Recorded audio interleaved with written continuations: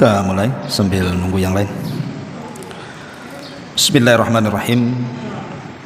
Assalamualaikum warahmatullahi wabarakatuh.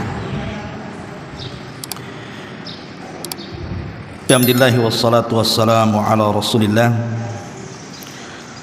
wa ala alihi wa sahbihi wa mawalah wa la hawla wa la quwata illa billahi wa ba'd. Alhamdulillah, di pagi menjelang siang ini kembali kita bisa duduk bertalabul ilmi di Masjid Nidaul Ilmi.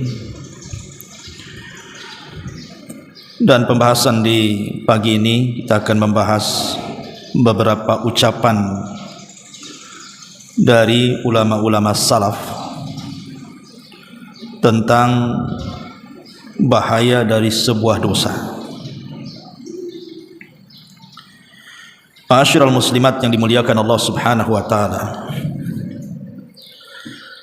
Kita tahu bahwa saya, ibu atau siapapun tidak mungkin terlepas dari dosa.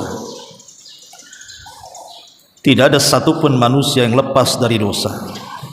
Karena yang maksum itu hanya Nabi sallallahu alaihi wasallam. Bahkan kalaupun seandainya Rasul melakukan dosa, seandainya, maka Allah Subhanahu wa taala telah mengampuni dosanya yang sedang, yang telah dan yang akan datang. Tetapi umatnya tentu tidak demikian. Umatnya Nabi sallallahu alaihi wasallam pasti tersentuh dengan dosa, baik dosa kecil ataupun dosa besar. Dan dosa itu selain daripada akan dicatat oleh malaikat Raqib dan Atid, lebih daripada itu dosa ini akan membuat titik hitam dalam hati.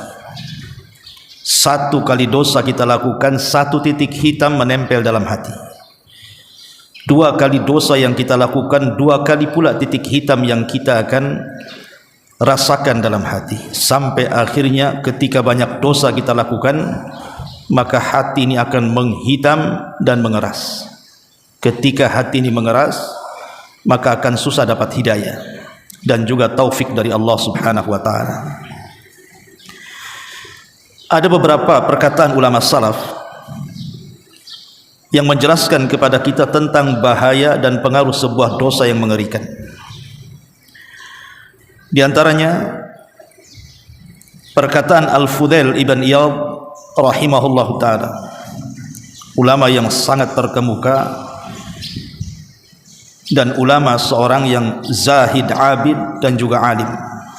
Beliau mengatakan dalam kitab Dhammul Hawa karya Ibnu Jauzi rahimahullah ta'ala,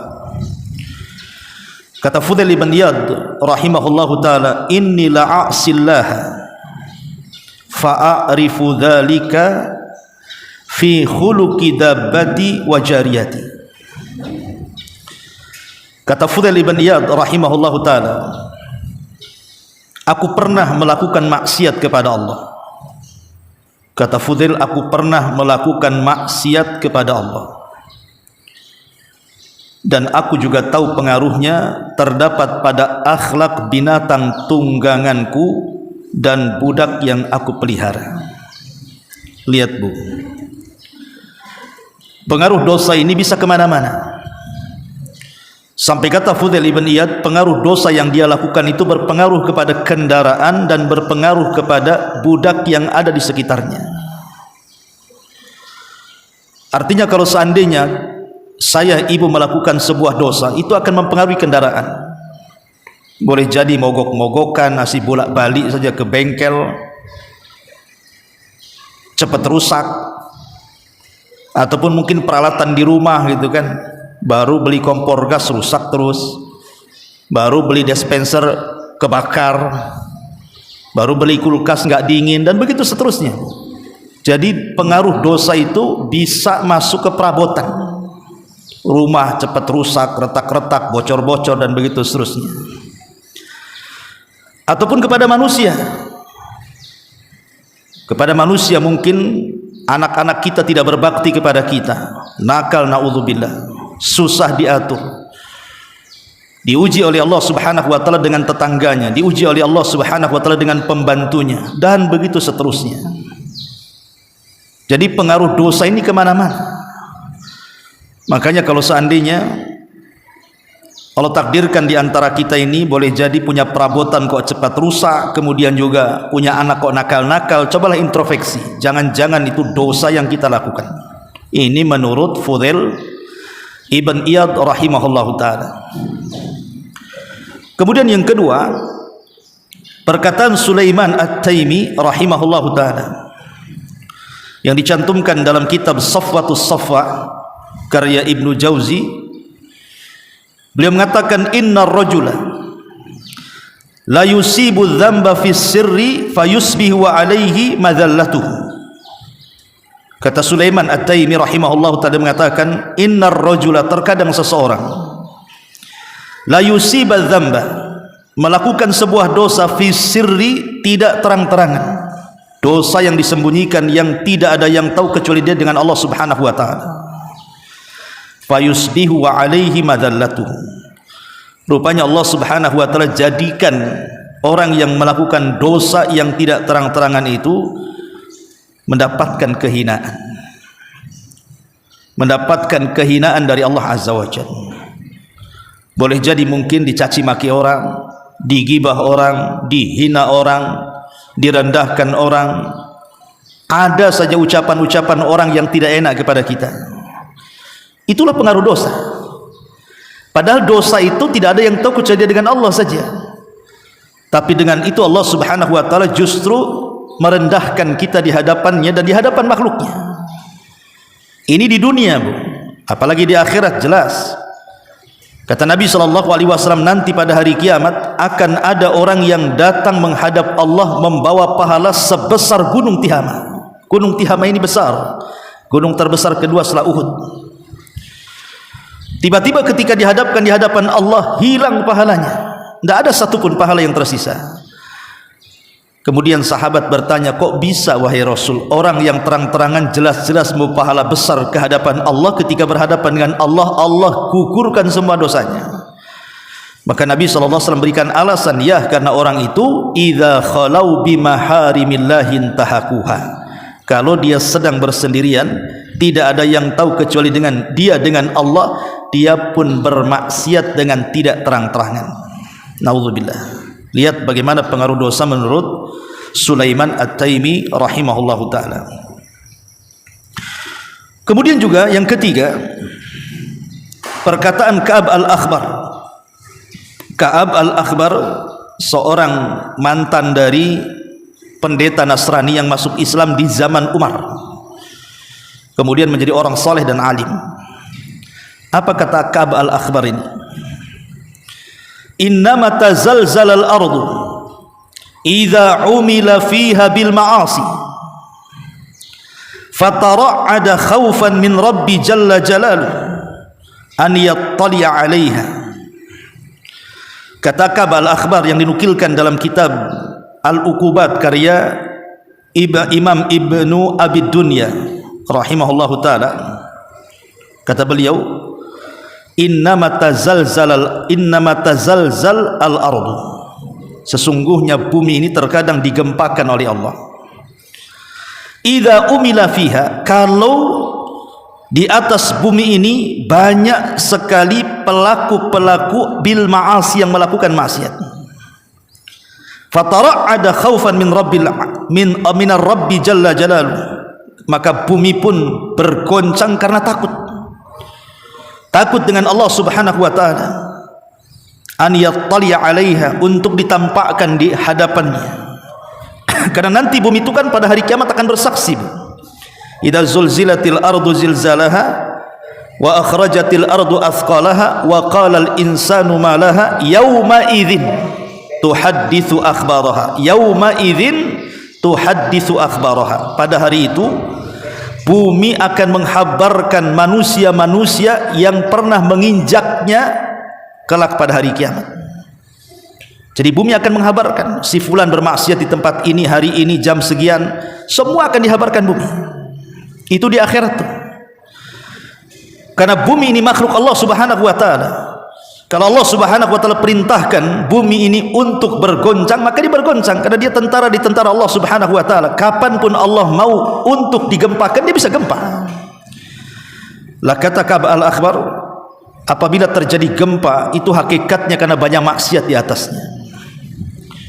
Ada sebagian peneliti bahwa gempa itu karena terjadi geseran lempengan yang ada di bawah bumi. Betul, itu memang sebab terjadi gempa, entah vulkanik, entah tektonik, entah apa nama gempa itu, dengan kekuatan yang beragam yang bisa mengakibatkan tsunami, gempa bumi, bergesernya bumi dan begitu seterusnya. Memang sebabnya ada, salah satunya adalah bergesernya lempengan. Tapi perlu diketahui bahwa lempengan itu ada yang menciptakan dan ada yang menggeser, tidak mungkin bergeser sendiri. Makanya kita tidak boleh kemudian menasabkan 100% kepada sebab saja, tapi ada musababnya, ada yang membuat sebab itu. Siapa yang membuat sebab itu? Ya Allah. Dan kenapa Allah Subhanahu wa taala menggeser-geser lempengan kemudian sampai terjadi gempa? Tidak lain dan bukan karena kemurkaannya. Kenapa Allah murka? Tidaklah Allah murka kecuali karena kemaksiatan kita.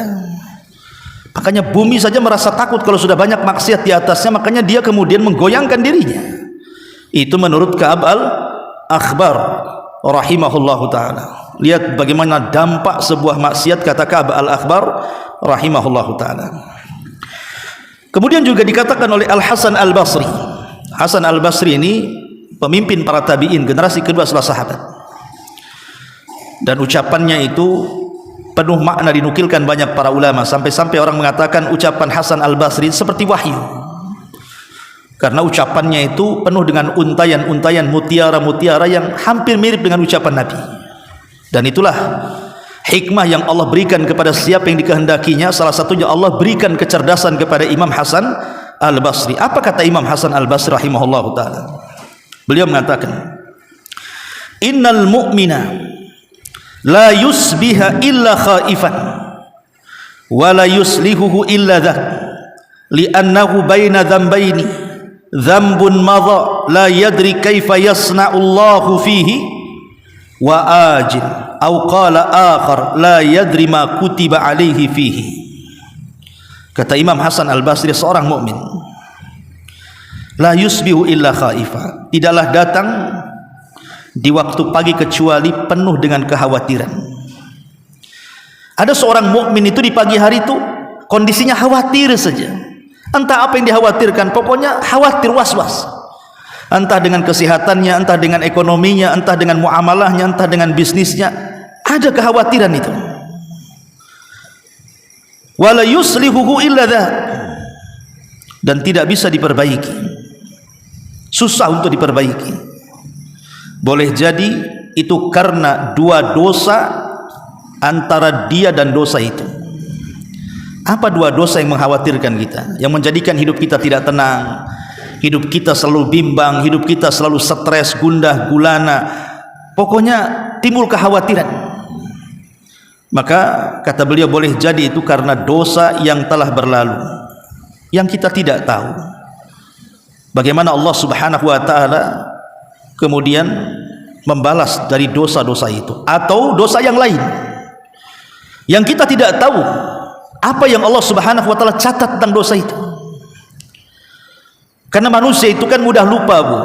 Jangankan cerita sebulan, setahun yang sudah berlalu, seminggu kemarin saja kita sudah tidak tahu apakah kita ini menzalimi orang dengan ucapan kita, menggibah orang, menghina orang, baik diketahui atau tidak, kita ini mudah lupa. Makanya nanti pada hari kiamat itu salah satu kekhususan hisab adalah memori yang pernah hilang di bumi dikembalikan. Jadi nanti di akhir itu semua memori akan dikembalikan itu. Kita akan ingat sejak kita akal balik sampai kita wafat, kita ingat betul rinciannya supaya disesuaikan dengan catatannya. Tapi di bumi ini ingatan kita terbatas. 1 minggu yang lalu saja kita tidak tahu apa pernah mukul orang, pernah gibah orang, pernah caci maki orang, pernah mengambil hak orang, dan begitu seterusnya. Lah itulah yang kemudian boleh jadi kalau seandainya Allah timpakan banyak masalah, yang terkadang masalah itu tidak tahu sumbernya dari mana, tahu-tahu bimbang saja hidup ini, boleh jadi karena dua dosa yang pernah kita lakukan, dosa yang pernah kita lakukan dan kita tidak tahu bagaimana Allah membalasnya, atau dosa yang lain yang Allah catat dan kita tidak tahu. Naudzubillah. Ya. Karena dosa itu punya pengaruh, jangan salah. Dosa itu ada pengaruhnya. Ini kata Imam Hasan Al-Basri rahimahullahu taala. Kemudian juga perkataan Abdullah bin Mas'ud radhiyallahu anhu, seorang sahabat. Abdullah bin Mas'ud ma'ruf as-sabiqun al-awwalun, sahabat yang mula-mula masuk Islam dan pakar Quran. Kata beliau, innal mu'mina yara dhunubahu ka'annahu qa'idun tahta jabalin yakhafu an yaqa alaihi, wa innal fajira yara dhunubahu kadhubabin marra ala anfihi faqala bihi hakadha. Kata Abdullah bin Mas'ud radhiyallahu anhu, seorang mukmin apabila dia melihat dosa-dosanya, maka seolah-olah dia duduk di bawah gunung yang hampir meletus. Kira-kira kalau seandainya ibu duduk di bawah gunung atau di bawah gedung yang akan roboh, kira-kira apa yang ibu lakukan? Pasti ibu akan lari sekencang-kencangnya biar tidak kena letusan gunung atau terkena runtuhan gedung kan bu? Itu pasti, itu secara fitrah pasti lari. Lah itulah seorang mukmin seperti itu. Jadi seorang mukmin itu kalau melihat dosa dia akan lari sekencang-kencangnya. Dia tidak mau dekat-dekat, lewat saja tak mau. Ya. Jadi begitu harusnya. Jadi kalau ibu nih nampak ada majelis gibah nih, udah kumpul 1-2 awalnya yang ngobrol biasa-biasa saja, kok lama-lama membicarakan orang, membicarakan kawannya, tetangganya, maka seorang mukmin langsung cabut bu dari situ. Kalau tidak bisa menasihati kawannya, cabut dari situ. Nggak mau, ini sudah nggak beres nih obrolannya nih. Tadi ngalor ngidul ngetan ngolon, nggak ada lah cerita-cerita orang ini. Oh sekarang ini sudah kemana-mana ini. Lah ini seorang mukmin kalau sudah nampak ada dosa, pergi dia. Jangan diam di situ apalagi menikmati. Itu kata Abdullah bin Mas'ud radhiyallahu anhu. Wa innal fajir, tapi orang jahat, yara dhunubahu kadhubabin marra ala anfihi faqala bihi hakadha. Tapi kalau orang jahat, orang fajir, orang zalim, dia melihat dosa itu seperti lalat yang menempel di hidung. Kalau ditepak datang lagi, diusir datang lagi. Seperti itu. Nyeselnya itu sebentar saja. Ibu duduk di majelis taklim, kemudian habis taklim selesai tak balik, ngumpul-ngumpul, gibah orang pula di situ. Tahu kata Ustaz tak boleh gibah ini, sudah yang lain saja. 2 menit setelahnya gibah lagi dia. Padahal dia tahu itu. Ya. Nah itu orang fajir itu kenapa? Karena dia tidak mau pergi dari situ. Dia anggap gibah itu perbuatan remeh, padahal itu dosa besar itu. Nah, itu ibu, itu orang fajir itu kayak gitu tuh. Makanya hati-hati. Ya, seorang fajir itu kalau melihat dosa itu seperti lalat yang diusir datang lagi, diusir datang lagi. Dia tidak tobat-tobat, Bu. Dia bukan tobat, dia tomat dia. Habis tobat kumat, habis tobat kumat. Itulah seorang fajir. Nauzubillah. Ma'asyiral muslimat yang dimuliakan Allah Subhanahu wa taala. Kemudian juga Aisyah Ummul Mukminin radhiyallahu anha mengatakan, apa kata Aisyah radhiyallahu anha Ummul Mukminin zaujatun Nabiyina sallallahu alaihi wasallam? Aqalludz dzunuba, sedikitkan oleh kalian dosa. Kata Aisyah, aqalludz dzunuba, sedikitkan oleh kalian melakukan dosa. Fa innakum lan talqawallaha bi syai'in afdala min qillati adz-dzunub. Karena sesungguhnya kalian pasti akan berjumpa dengan Allah. Ingat, sedikitkan dosa karena kalian pasti akan berjumpa dengan Allah. Dan seafdol-afdolnya manusia yang berjumpa dengan Allah adalah yang paling sedikit dosanya. Kata Aisyah, sedikitkan perbuatan dosa karena kalian akan berjumpa dengan Allah. Dan seutama-utama perjumpaan hamba dengan Allah adalah yang paling sedikit dosanya. Kenapa? Karena kalau sudah banyak dosa, kita lihat kemurkaan Allah di bumi saja sedemikian luar biasa, macam mana di akhirat? Kalau Allah marah saja di dunia, lautan bisa menguap ke daratan, gunung bisa dihancurkan, bumi bisa digempakan, langit bisa diruntuhkan. Itu di bumi tuh. Kalau Allah sudah murka itu semua bisa hancur. Apalagi kalau jelas-jelas di akhirat kita berjumpa dengan Allah dengan segudang dosa, naudzubillah. Makanya kalau perkataan Aisyah radhiyallahu anha, mengatakan seperti itu sudah wajar. Aqalludz dzunub, jangan perbanyak dosa karena kalian akan berjumpa dengan Allah Subhanahu wa taala. Ma'asyiral muslimat yang dimuliakan Allah Subhanahu wa taala. Makanya kenapa Umar bin Khattab radhiyallahu anhu satu hari pernah terjadi gempa di kota Madinah. Ya, tidak seperti sekarang lah gempanya itu, ndak ya, macam lini lah, getar-getar bumi itu. Maka Umar mengatakan, kalau sampai ada gempa 2 kali, saya tidak akan seatap dengan kalian. Itu baru satu gempa. Umar mengatakan seperti itu. Kalau sampai ada gempa susulan, aku tidak akan seatap dengan kalian. Bertakwalah kalian kepada Allah. Umar paham bahwa tidaklah bumi digempakan kecuali karena kemarahan Allah, dan tidak mungkin ujug-ujug Allah marah kecuali karena dosa yang dilakukan hamba kepadanya. Makanya Umar mengatakan, kalau sampai ada gempa susulan, jangan harap saya seatap dengan kalian. Berarti ini karena dosa yang kalian lakukan. Begitulah rasa takut para ulama salaf tentang dosa. Sampai Muhammad ibn Sirin, seorang ulama tabi'in, ma'ruf Muhammad ibn Sirin itu, saking takutnya dengan dosa, dia itu seorang pembisnis, Bu. Pembisnis, namanya pembisnis besar itu biasanya dia punya cara pandang ke depan yang akan menghasilkan bagi usahanya. Itu seorang pembisnis biasa, apalagi yang sudah jatuh bangun, seorang bisnis itu pasti akan melihat peluang. Maka satu hari Muhammad ibn Sirin ini melihat peluang bahwa di pasar itu kelangkaan minyak goreng, minyak zaitun, minyak goreng, sehingga dia kumpulkan semua modalnya. Jadi dikumpulkan semua modalnya, Bu. Kemudian dia pun kulaan minyak sebanyak-banyaknya, karena dia sudah paham ini peluang jual minyak ini pasti akan menguntungkan. Setelah dibeli semuanya minyak goreng itu, ya, besoknya mau dipasarkan, Bu. Allah takdirkan ada beberapa bangkai tikus yang ada di minyak itu, entah jatuh dari mana. Ada beberapa bangkai tikus mengenai semua minyaknya. Apa kata Rasul? Kalau ada bangkai tikus kemudian jatuh di minyak yang mencair, maka buang. Tapi kalau bangkai tikus itu jatuh ke minyak yang sifatnya jamad, seperti mentega itu kan jamad ya, bukan cair, dia membeku, maka cukup dibuang dari bangkai yang terletak di situ. Jadi dibuang saja, umpamanya di atasnya berarti bisa dibelah jadi 2. Yang atas dibuang, yang bawah bisa dipakai, kata Nabi. Tapi kalau jatuh ke cairan, maka dibuang, kata Rasul. Bayangkan minyak sebanyak-banyak itu, Bu. Itu dituangkan sama Muhammad ibn Sirin sampai bangkrut. Gara-gara menghamalkan hadis Nabi SAW, akhirnya dia bangkrut.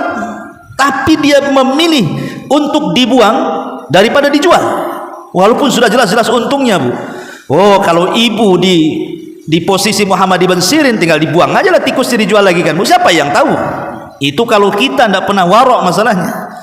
Tapi Muhammad ibn Sirin rela bangkrut karena takut bermaksiat kepada Allah Azza wa Jalla. Sebab kalau dijual menabrak larangan Rasul. Begitu takutnya para ulama, Bu, ya, terhadap dosa itu luar biasa.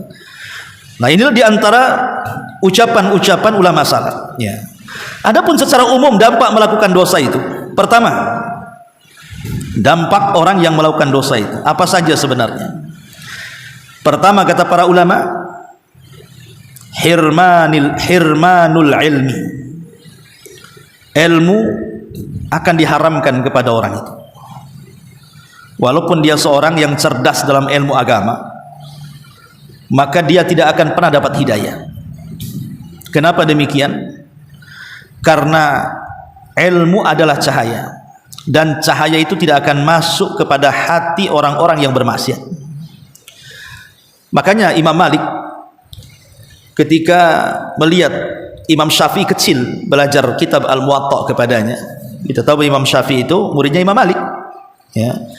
Ketika usia belasan tahun Imam Syafi'i itu belajar kepada Imam Malik lewat rekomendasi pamannya, yang kebetulan pamannya juga tokoh di Mekah, dan juga lewat rekomendasi gubernur Mekah, karena kan tidak sembarang di zaman itu belajar kepada Imam Malik, harus ada rekomendasi. Dan Imam Malik kan imam dunia gitu ya. Imam Syafi'i anak kecil, susah dia belajar kepada Imam Malik. Tapi setelah tahu kecerdasan Imam Syafi'i, maka Imam Malik menerima dia sebagai muridnya. Setelah lama belajar, Maka tampaklah kecerdasan Imam Syafi'i bahwa anak ini bukan anak biasa, dia cerdas di atas rata-rata. Makanya Imam Malik mengatakan, ya Syafi'i, aku lihat Allah banyak menganugerahkan kelebihan dalam dirimu, katanya. Maka jangan kau padamkan kelebihan itu dengan maksiat yang kau lakukan kepada Tuhan. Apa kata Imam Malik? Wahai Syafi'i, Allah telah berikan kelebihan kepadamu berupa kecerdasan. Jangan kau haramkan kecerdasan itu. Jangan kau hilangkan kecerdasan itu karena kemaksiatan kamu kepada Rabb. Lihat, kenapa Imam Malik ngomong seperti itu kepada Imam Syafi'i? Persis seperti kata-kata Imam Syafi'i kepada Imam Waqi, gurunya yang lain. Apa kata Imam Syafi'i? Syakautu ila Waqi su'a hifdin fa arsyadani bi antarkil ma'asi wa'lam bi annal ilma nuran wa nurullahi la yuhdalil 'asi. Aku mengadu kepada Imam Waqi tentang buruknya hafalanku. Kemudian Imam Waqi menasihati agar aku meninggalkan kemaksiatan. Ketahuilah bahwa maksiat itu sebuah kegelapan dan ilmu itu sebuah cahaya, dan cahaya tidak mungkin bergabung dengan kegelapan. Maknanya cahaya tidak mungkin masuk ke dalam hati yang penuh dengan gelap kemaksiatan. Subhanallah. Begitulah dosa mempengaruhi ilmu. Ya, ini yang pertama. Yang kedua, bukan hanya mempengaruhi ilmu, mempengaruhi rizki. Rizki akan dipengaruhi dengan dosa. Betapa banyak kemudian seseorang yang diluangkan, dilapangkan, dimudahkan rizkinya, tetapi hancur berantakan karena maksiat yang dilakukannya. Atau boleh jadi secara nominal tidak berkurang rizki itu, mungkin bertambah, tapi berkahnya tidak ada. Uang banyak tapi tidak merasa nyaman, rumah megah tapi tidak merasa senang, dunia di hadapannya tidak pernah merasa nyaman. Ada saja masalah, hatinya dipenuhi dengan kebingungan, stres dan begitu seterusnya. Jadi bisa saja dosa itu menghalangi rizki, na'udzubillah. Kemudian yang ketiga, dosa itu bisa mempersulit urusan-urusan. Urusan apa saja Allah akan persulit. Yang mudah jadi sulit, yang sulit tambah sulit lagi. Itulah dosa. Karena makanya Allah Subhanahu wa taala mengatakan, "Wa man yattaqillaha yaj'al lahu makhraja." Siapa yang bertakwa kepada Allah, Allah mudahkan urusannya. Kebalikannya, siapa yang tidak bertakwa alias melakukan dosa, berarti Allah persulit kehidupannya, na'udzubillah. Nah, inilah pengaruh-pengaruh dosa. Gak tahu ibu dengar nggak ucapan saya, padahal sudah urat sayap keluar semua. Kayaknya nggak dengar bu ya. Ini hujan makin deras, jadi ucapan saya takut nggak dengar. Ibu juga paling mereng-mereng itu kupingnya itu. Ngomong apa lah Ustadz nih gitu. Makanya kita sampai di sini saja. Subhanakallah bihamdika, asyhadu an la ilaha illa anta astaghfiruka wa atubu ilaik. Allahu ta'ala. Assalamualaikum warahmatullahi wabarakatuh.